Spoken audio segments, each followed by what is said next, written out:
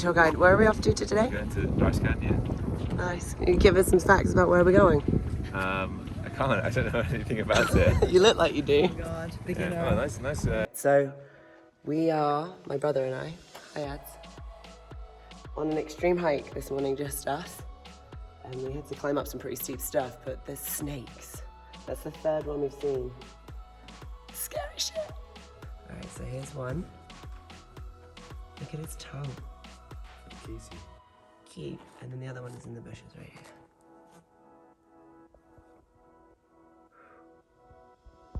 Alright, let's try and see if we can climb down. You want to go first? Let me see. Yeah, right? I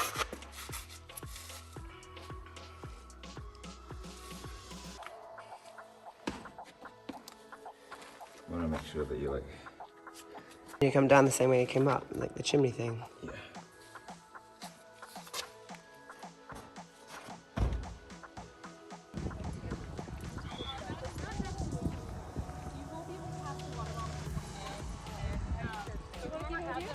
So, fun fact, my mum and I used to do a lot with horses together.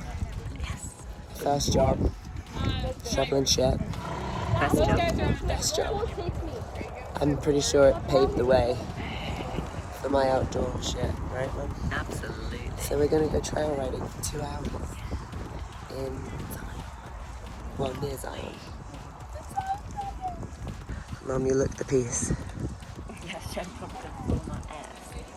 You are? I said Shane was probably gonna fall on my ass. No, you're not. It's gonna be so chill. Yes.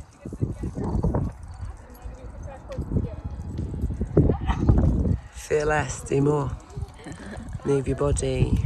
Mum's riding Faith today. I'm Faith. I got a lot of faith in Faith. You're on Faith? Okay. Yeah, Faith is a good horse. I like her. Look at Faith. Faith, everyone. Faith. Is she a pretty girl? Now you're gonna have to be really patient and translate English to American. The harder you pull, the harder you stop. So if you just want to slow down. All right. Want some water, Faith? So while you're eyeing this over here. I'm thirsty. Hey, precious. We friends? Yo, so checking in, it's been a minute.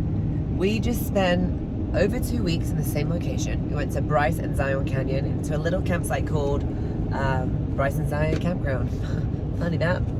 And it's right in a town called Glendale or Orderville, whatever you want to say.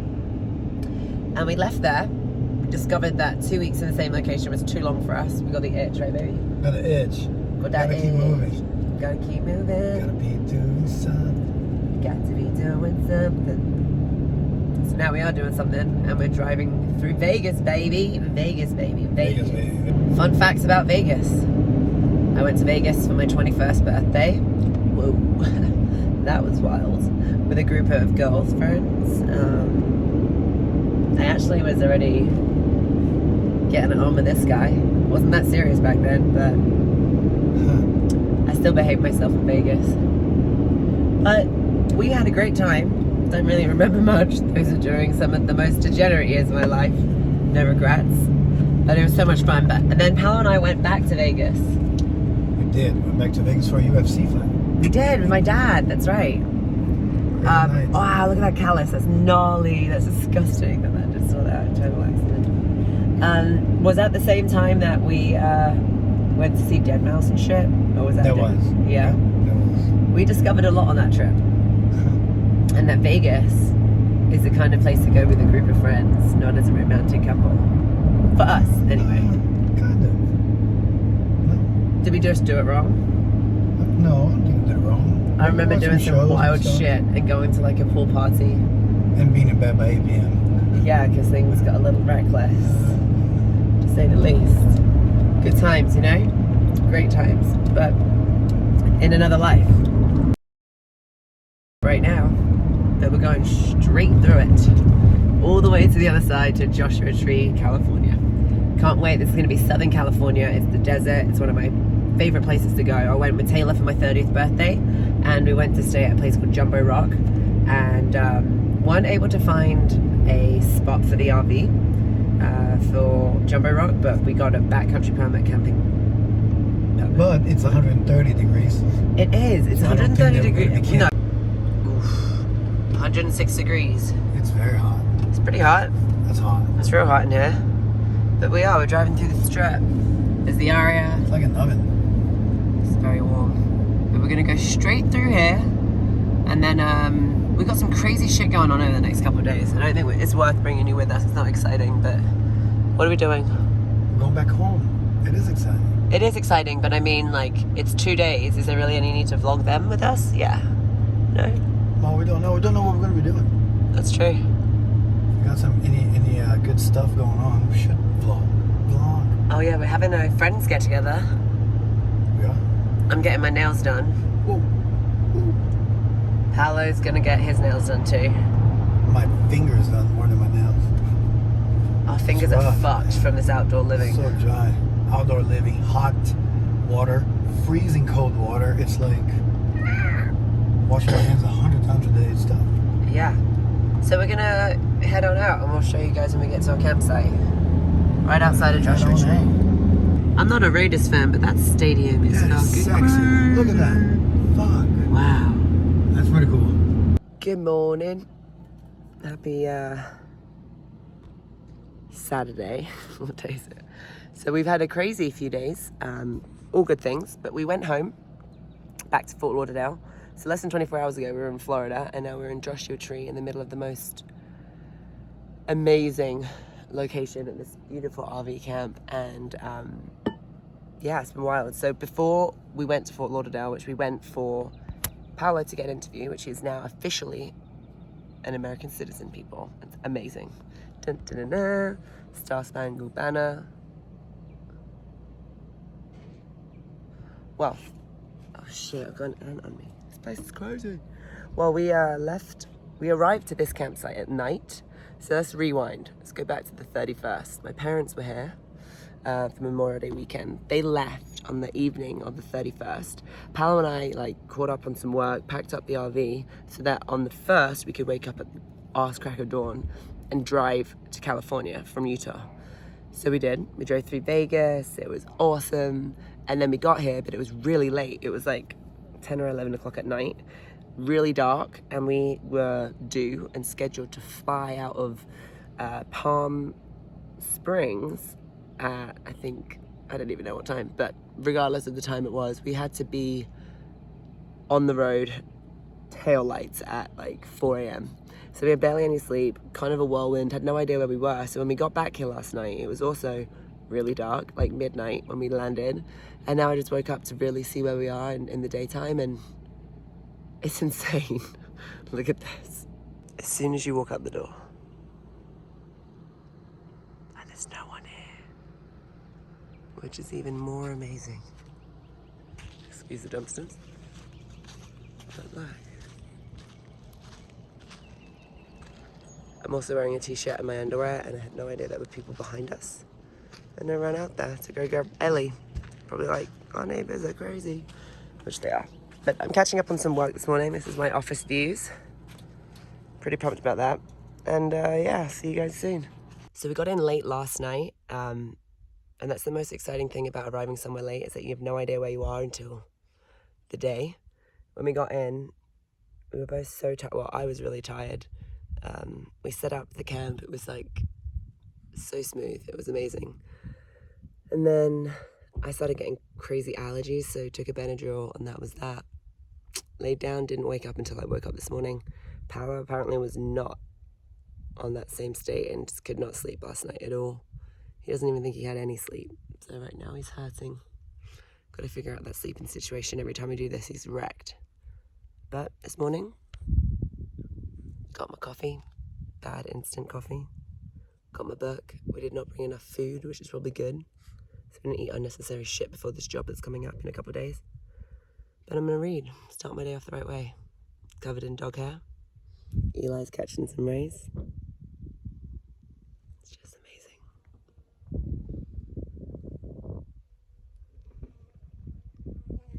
I climbed on top of this rock. you doing, baby? I'm a little sore here today. How was your night last night? Couldn't really sleep, babe. You didn't sleep at all? I didn't sleep too well. Actually, let me... Can you check? I can check. I'm so curious. Deep sleep. 8 minutes. You're joking. Yeah, let's see. Do you have trouble with this every time we camp, huh? I do. Does that mean we have to figure out a different sleeping situation? I think we did. We have an RV. But last night, the whole night, you're like, I love this backcountry camping. I love it. it. But the sleeping part. The sleeping is torture. So in the future, if we can drive our RV somewhere, we should set up the tent, because that part's fun, right? It's projects. And then stay outside, hang outside, try and sleep in the tent for a couple hours, and whenever you quit, you go in your car. I gotta go poop in the wild. Okay, we're inside of Sequoia National Park. Look at this tree. Oh, you can't even. The world's largest living organism by volume on the planet. This thing is huge. You're walking towards me from there, just down here.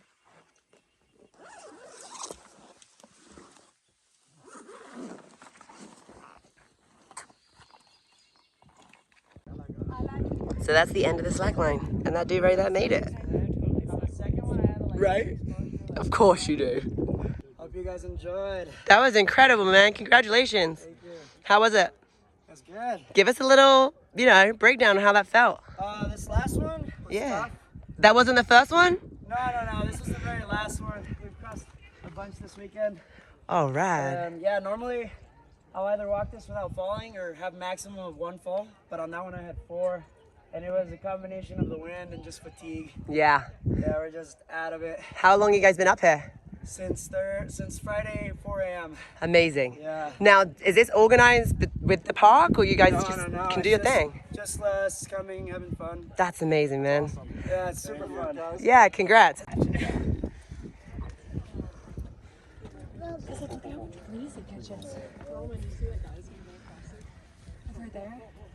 you guys want to do the line grip? No. Baby, how you doing? I'm loving it. We out here, guys. This is Sierra amazing. Nevada. That's right.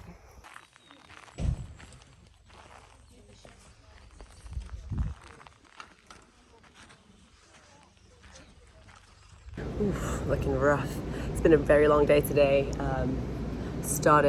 Tried to get up this morning, found it really hard. I decided to take the extra sleep to have a functional day and then get my workout in this evening, which I'm committed to this morning when I didn't wake up. So it is now almost 9:30 at night.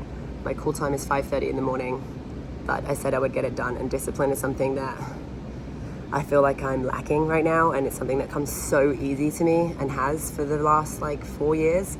But during the pandemic, changing and shifting gears in life, got me where I am right now, which when I say that, it's not like I'm not doing anything, but this is relative, right, to each individual, and my truth is my truth, and no one else can tell me my truth. And my truth right now is that I can do better. And I've been making so many excuses to not, and almost do worse, which has caused me to feel really shitty feelings that I haven't felt for a while. So I committed to doing this, and I'm gonna do it, no matter what. So I know what I'm gonna feel like afterwards, and I know it's gonna be a lot better during this suck than it did from the suck that I was at before. So hopefully you can relate to this. Just know no matter where you're at, it's a lifestyle and it's a lifelong journey. And thanks for being here. So look who I found. Mum and Dad joined us today. We are creeping behind and Dad's making up bullshit facts that sound really exciting. Dad, you ready? It's your debut. What's that? Take us through a workout. Huh? Take us through a workout. You got to. Okay, what we're going to do right now, we're going to walk up this hill. It's about a 45-degree incline. And when we get to the top, we're going to run back down again. Try not to trip. 10 press-ups, 10 kettlebell swings, and 17 squats. Just 17, not 18, 17. All right, you ready? Okay. 3, Go. 2, 2, 1, go. I think you can take our place, Dad. Awesome. This isn't going to be first. It's okay. Keep holding that thing over your right hand. Yeah. And then when you get to this one here, you can put your hand down. And remember, when you slip, open both legs and stand. There you go. Yeah. So once you start stepping on these two, they will lock.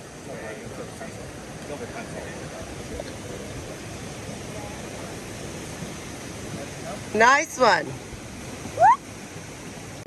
Okay, so we are in Yosemite. This is my first time here and I feel like a child. I'm so excited.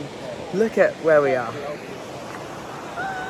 So today we're filming a few workouts. We're going to be heading up to Vernal Falls as well as Nevada Falls.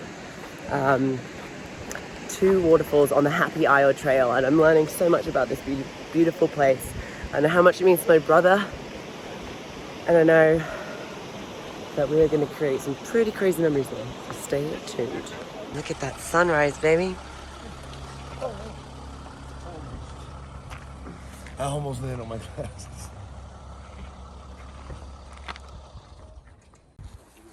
And I stop here. Yep. Does that work? Yeah.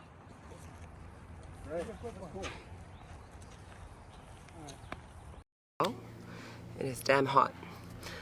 So I'll try and keep this short. So we are, like I said, in South California, but over the past couple weeks, we've been doing a few things. So our family came to visit, which was absolutely amazing. We went into Bryce, we went into Zion, and we just had some really cool family time together, which like stopped me in my tracks a little bit and made me realize how little time I've made for my family in the last 6 years. You know, and family will always be there, but that doesn't mean that you can't spend meaningful moments with them and make time for that and be present in them as well. Like, I'm always so busy.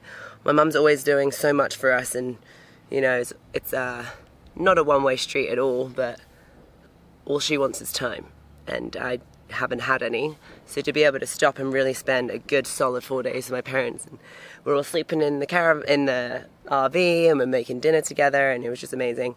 And my mum and I, like, we did a lot growing up. We had a very interesting relationship.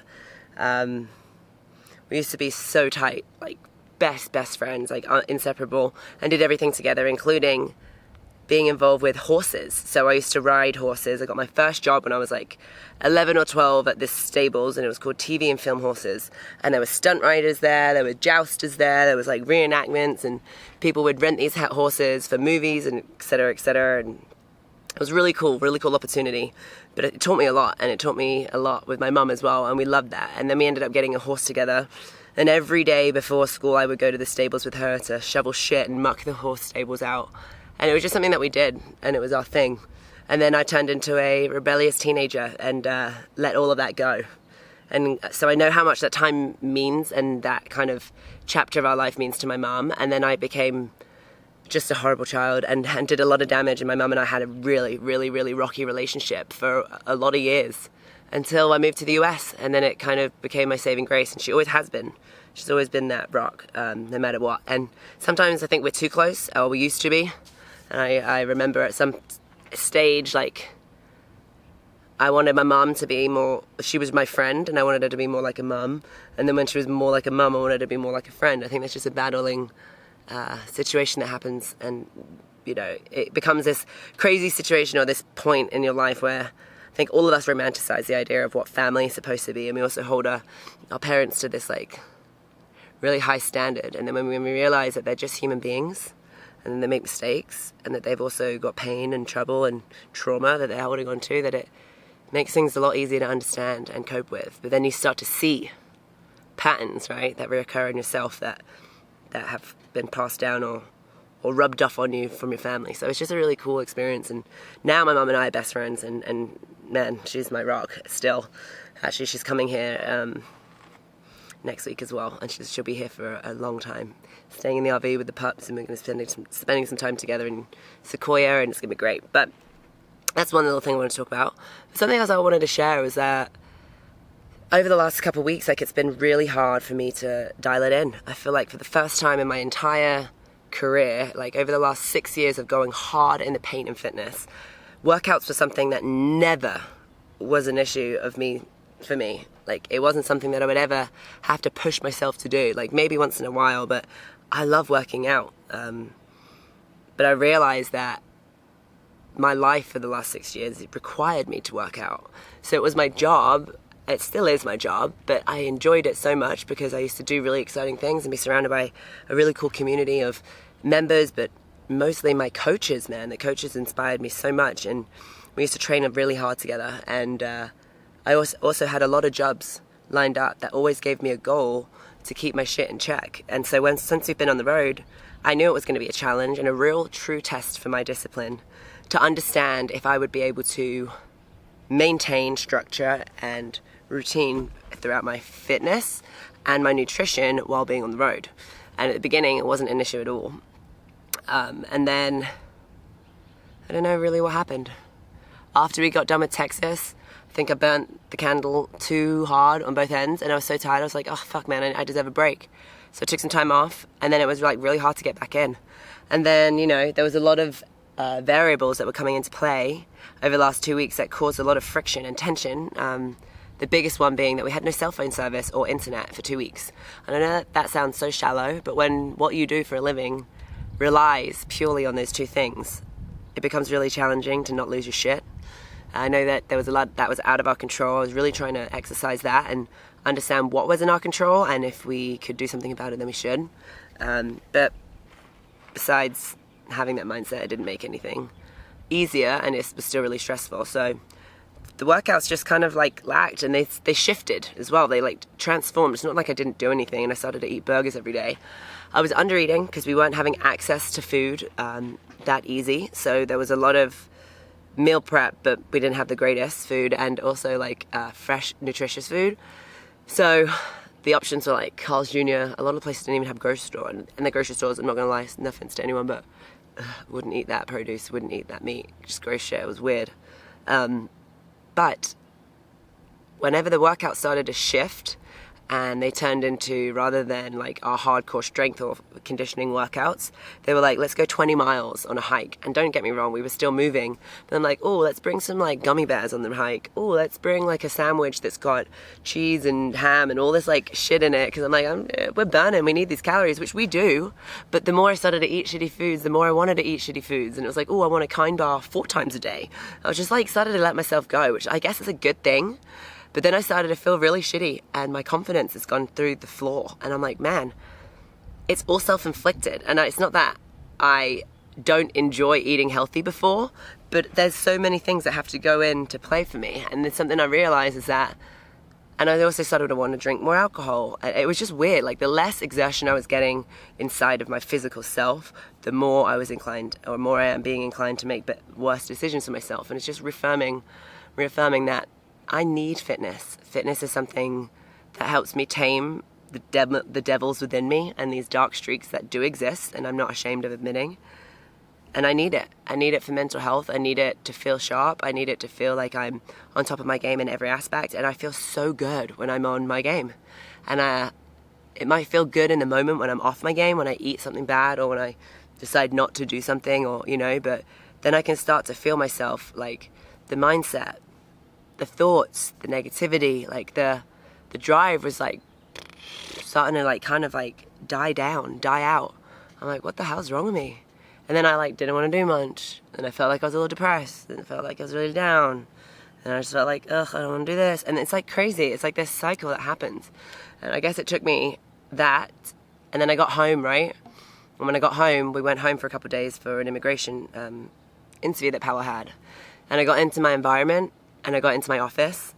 I felt like shit. We were there for 48 hours, but it was like, my God, man, I'm off my game. I don't want to wake up early. I don't want to journal. Don't want to eat good. I don't want to work out. It's like, who am I? And I know what I need to do in order to get back. So I came back, and I'm like, this is fucking it. I'm feeling ready now. Now, that's all I needed was like, to hate myself a little bit. And I mean that in the coolest way, not too much, but to check myself and be like, all right, Hannah, get your shit together. I was like, how do I have the right to be a fitness professional right now if I'm not practicing what I preach? I'm a practitioner. This is something that I hold pride in every single day. Like, who am I? So I came home and like, I'm dialing it the fuck in, and I'm such an extremist, obviously, if you didn't know that already. So I've dialed it in. Today's day 2, and I have certain goals that I'm trying to hit while I'm doing this. So let me share those with you. And so it's like an equation. I've kind of figured out over the years what I need to feel balanced and like good and not overwhelmed or whatever, and journaling is something that is huge for me. Just getting your like overwhelming thoughts out of your head and into paper for some kind of structure helps me process and deal so much better. So this is what I've called it, 30 days of dialed in. What are my objectives over the next 30 days? I used to have no issue with drinking enough water. I have not been drinking enough water. So I'm gonna drink at least 1 gallon of water a day. I'm not gonna eat any shitty candy. I'm gonna work out 4 to 5 days a week at least, and 3 of those days are gonna be strength. I'm gonna journal every single day, and I'm gonna start to track my food again.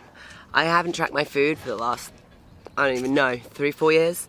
Haven't needed to. I'm not an athlete anymore, but I need some structure, and I need some rules, and I need to set my body into eliminating sugar, and being able to do that is really hard if you just try and guesstimate. So I'm just having a plan. I'm really good at sticking to a plan if the plan is on paper. So I know exactly what I need to do. I want to gain weight, which I've already done all my macros. I've figured out how much I weigh right now, what I want to weigh, how much time I want to take to get there. And then I've, you know, worked the way back down from that and understood that, okay, well, if I want to weigh, like right now I'm probably like 138 to 139 pounds, which is so light for me. I'm usually around 145, heaviest being 150, right? So I want to be at 145 to 146 pounds, and I want to do that in the next 8 weeks. So I need to consume about 3,207 calories a day.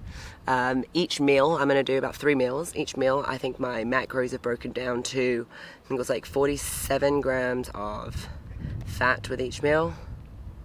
43 grams of fat with each meal, 57 grams of protein with each meal, and 108 grams of carbs with each meal.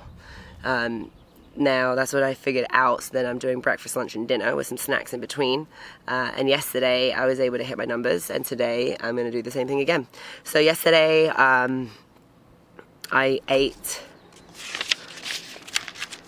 let me tell you, well actually I tracked it in my fitness pal, but I had three really good meals, and this morning again I'll tell you my breakfast from this morning. I actually put it on my Instagram IGTV, but I had 1 full cup of oatmeal with a scoop and a half of protein and 2 tablespoons of almond butter, and then I had 1 fried egg with 2 pieces of turkey bacon and a big 8 ounce, well probably like 12 ounces of cold brew black coffee with water. And yeah, that's what I'm doing. I'm tracking every bottle that I drink, striking a tally on the fridge where we fill up. So then again, I'm a numbers driven person. I need to write things down. I need structure, and I'm journaling every day, and I'm writing words of the day. Yesterday was ready, fucking pumped, dialed, unstoppable, determined, motivated. And yesterday's goals to focus on were my workouts and my water. I managed to do those, and I feel my workouts. So I'm really pumped about that. And today, my goals are going to be, I actually drank over 1 gallon of water yesterday as well. And my goals today are going to be to do my 2 workouts, to shoot a podcast, to upload them up onto the file folder, to check in on the tribe on Facebook, and to get my On It go on. I'm going to be filming and doing a sick workout with an On It sandbag. So I can't wait to show you. Baby, you ready to do stuff today? Let's go. Paulo's feeling motivated too. He's doing the same. So we're in this together, which is important. Accountability, you know? It's a thing.